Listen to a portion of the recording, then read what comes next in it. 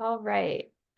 Great. So again, I apologize for the technical difficulties. Just want to welcome everyone and thank you for joining our webinar today.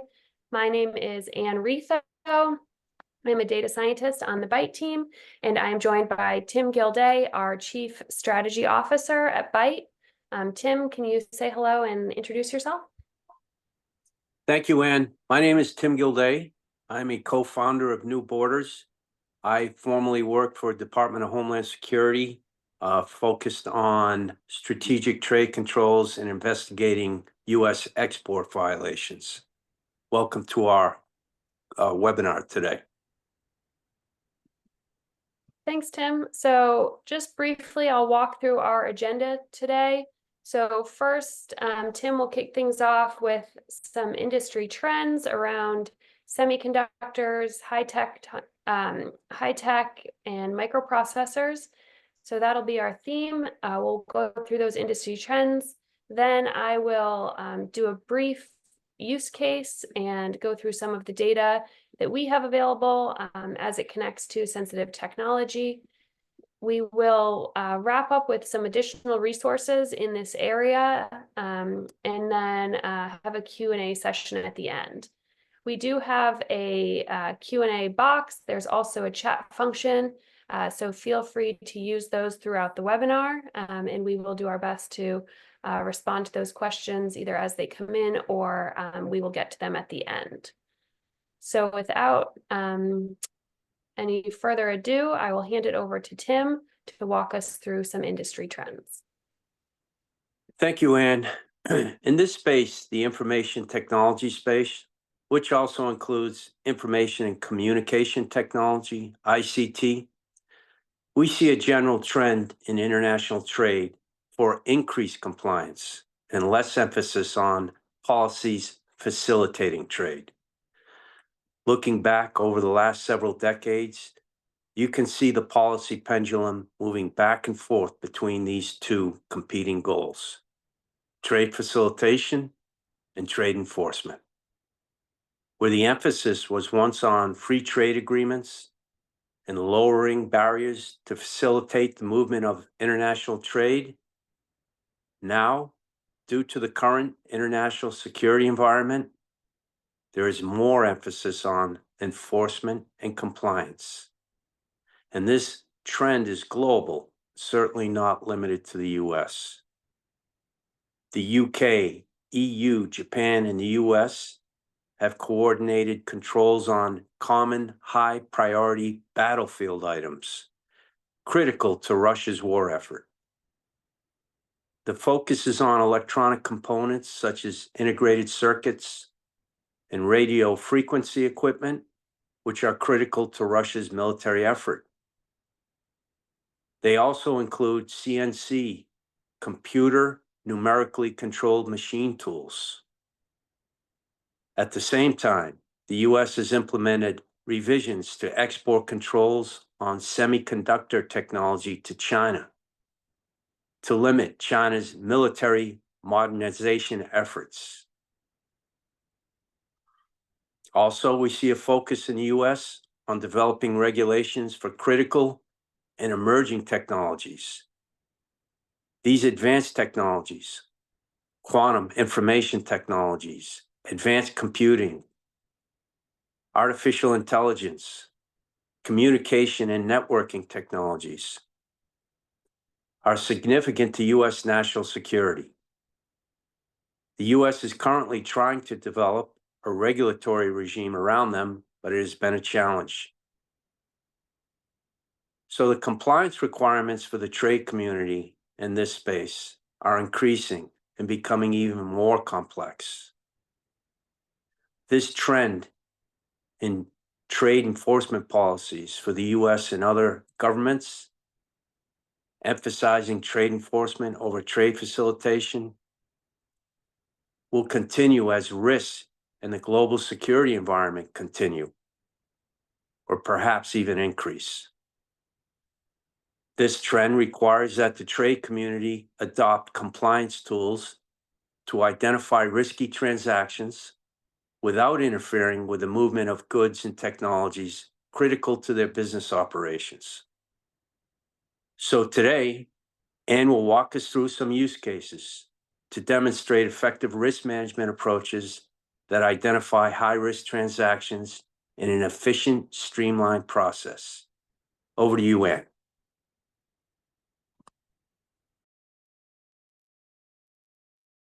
Thanks, Tim. Sounds like there's a lot for people to keep in mind as they're going through their risk management processes. So I will take us through some of the data sets that we have available in Byte and begin to share, per what you just said, some of the lists and compliance tools that we have available. Let me go ahead and share my screen.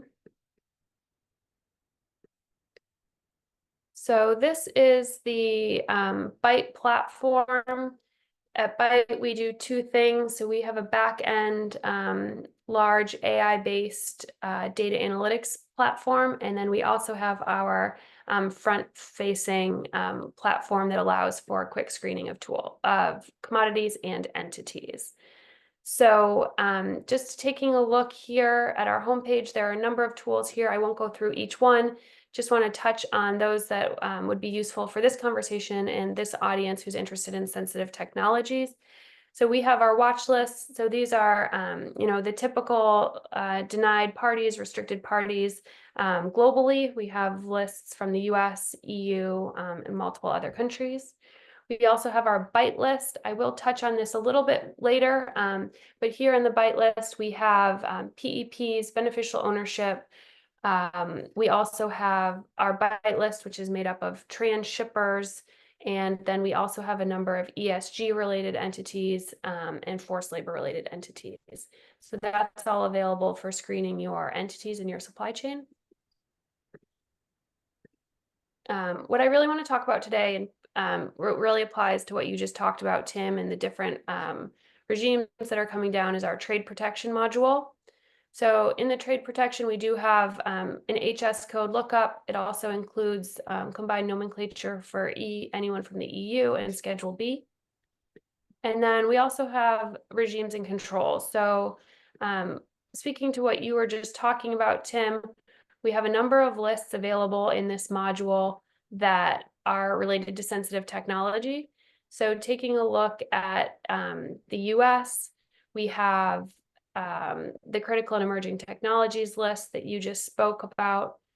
So we have commodity names, and what we've done in this module in general is mapped commodities to HS codes and allowed it to be a quick lookup tool. For example, I can search semiconductor and make sure I spell it right, semiconductor here. And we can see the critical and emerging technologies list that I just referenced, the Department of Commerce's Commerce Control list. We also have, if I go a little bit further, a Netherlands Ministry of Foreign Affairs regulation on advanced production equipment for semiconductors. Somewhere in here, we will also have our high priority battlefield items and others. So we have the tariff dual use codes from the EU, as well as the EU restrictive measures applying to Russia.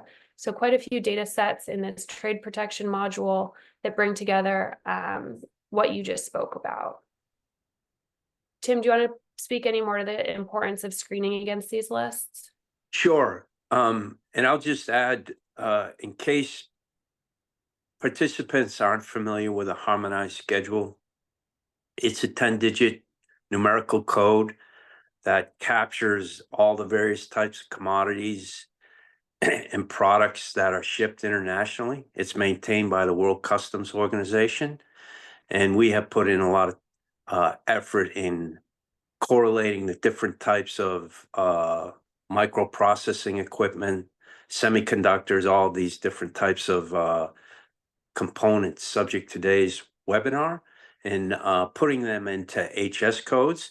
And that is the standard used in international trade. It's a very important 10-digit code.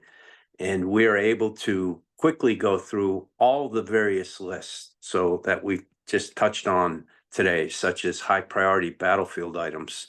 And you will see as you go through the list, they are covered under multiple regimes, multiple countries, the EU, the US. So they're very important, especially given today's geopolitical environment. A lot of these are critical in supplying the Russian military effort, but they're also important in China, North Korea, Iran, other countries subject to sanctions. So we have brought all that into one place here. You can run the queries and find the different regimes associated with those semiconductors. You can find the different controls by country, international regime, whatever it is. And the goal here is to just make it more efficient for people performing risk management. They don't have to go into different systems and go back and forth. We brought it all into one space, and you can see it before you as you query it. Thank you, Ann. Thanks, Tim.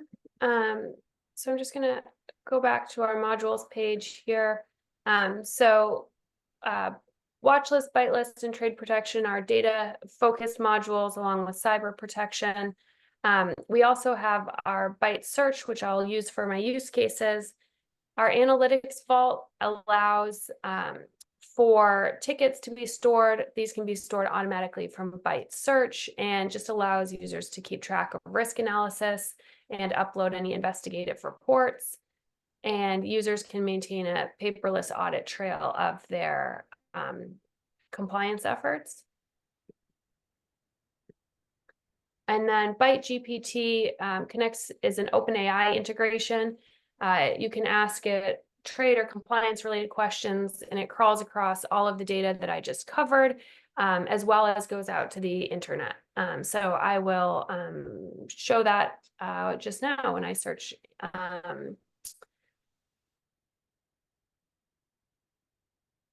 when I take us through some use cases. So commodities. So Tim, you briefly mentioned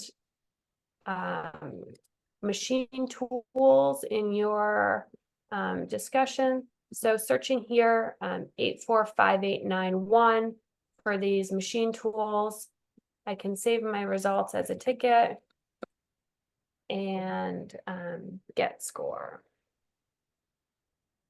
So as you mentioned, you know, each of these HS codes may be regulated by one regime or multiple regimes.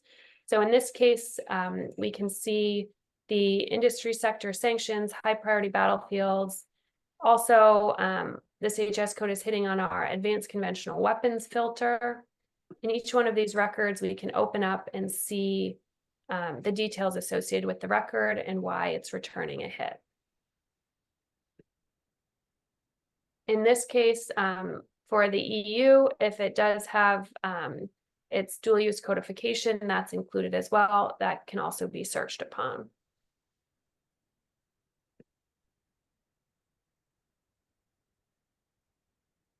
So going over to our entities, similar to the commodities, we can type in a company name here.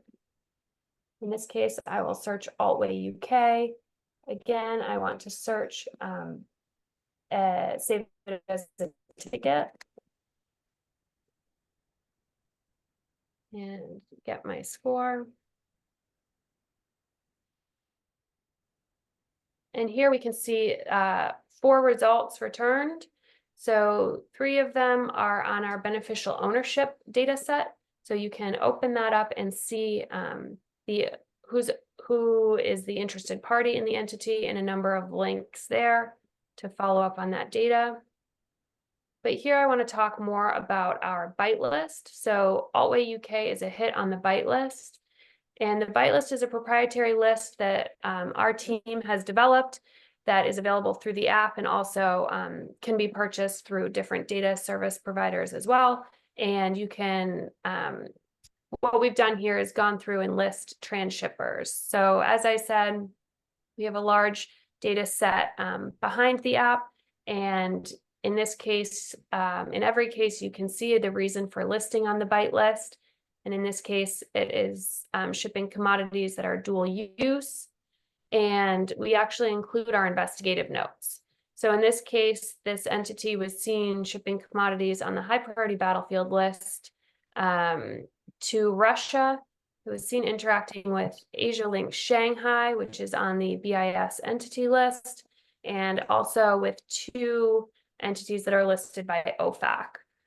So in this case, users can then decide, how they want to interact with this entity.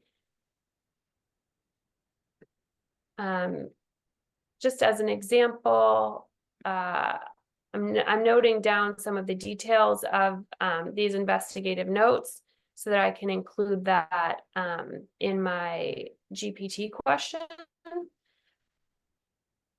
But I did save this as a ticket. So if I head over to my analytics vault, I can see the ticket that I just saved. And it's saved there with a PDF of the results. And I can also share and comment. So that's saved as a ticket now. And then going to Byte GPT, I can submit a prompt to Byte GPT. So based on what I've just found in searching Altway UK, I've noted the HS codes. So I want to a risk summary. I want to write a summary of the risk associated with trading with Altway UK.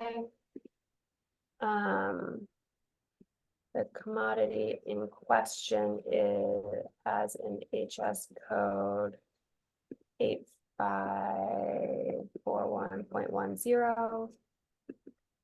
And I want to draft a few paragraphs that outline the risk associated with the transaction based on both the entity and commodity.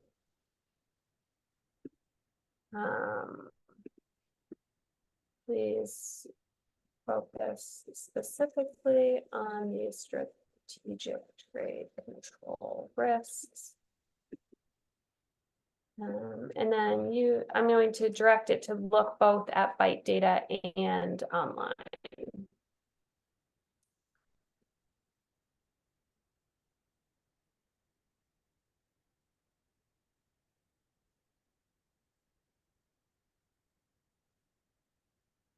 And the Byte GPT does take just a few minutes as it goes out to the OpenAI servers and reviews the data in the app. And it keeps you updated on what it's doing so that you can go back and retrace that as well.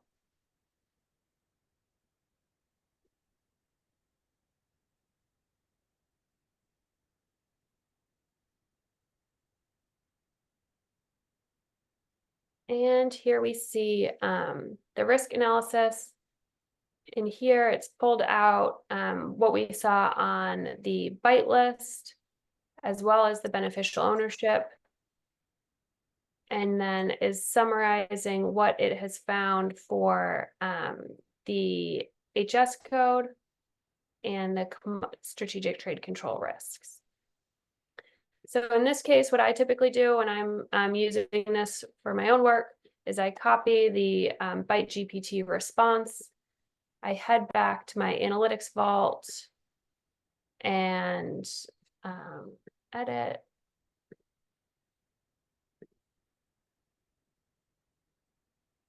And I add it as a comment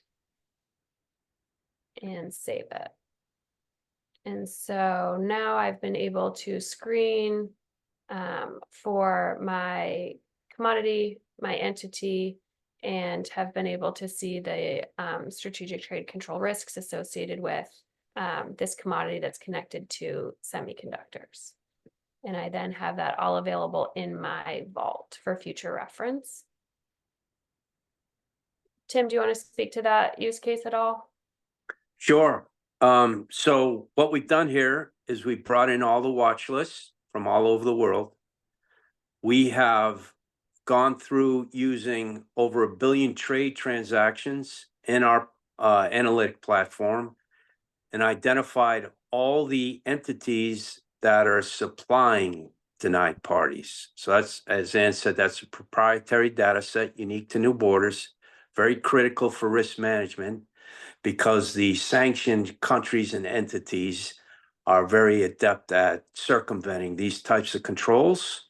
So because of that, we've done a lot of analysis in our AI platform to identify those high-risk transshipment points. And that's Altway is one of those. They're supplying denied parties.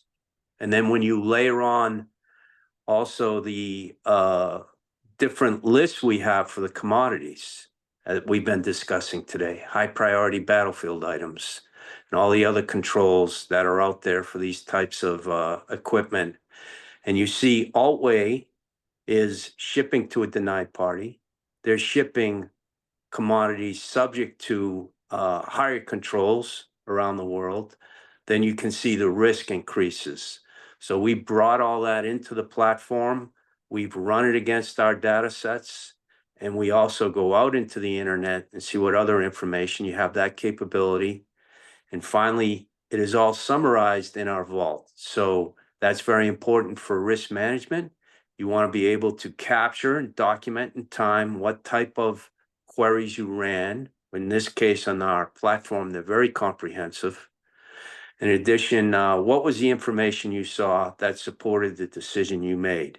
So when an agency or a licensing group, wherever it is, comes back in time and wants to know why the shipment ended up wherever it did, you have all that information in a paperless record. So what we're trying to do here by showing all of these capabilities are the different efficiencies that have been brought into the system to lower the burden for risk management on the companies. Thank you, Ann. Thanks, Tim. And it does look like we have a question that came in, so I do want to just make sure that we address that live.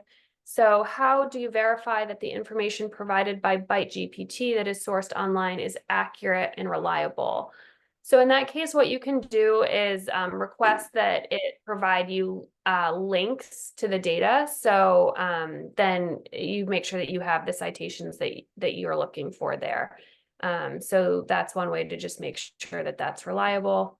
And if you have any further questions there, please let me know. And so again, just to highlight our machine tools, I did save that as a ticket as well. So that's also there. So both of the searches that I did during those use cases are available, and you can download the PDFs for your records elsewhere. So finally, just some other resources that are available here in the app. We do have ByteU. So this includes how-to guides and then also industry training guides, import compliance, export compliance. These are available through our enterprise subscription.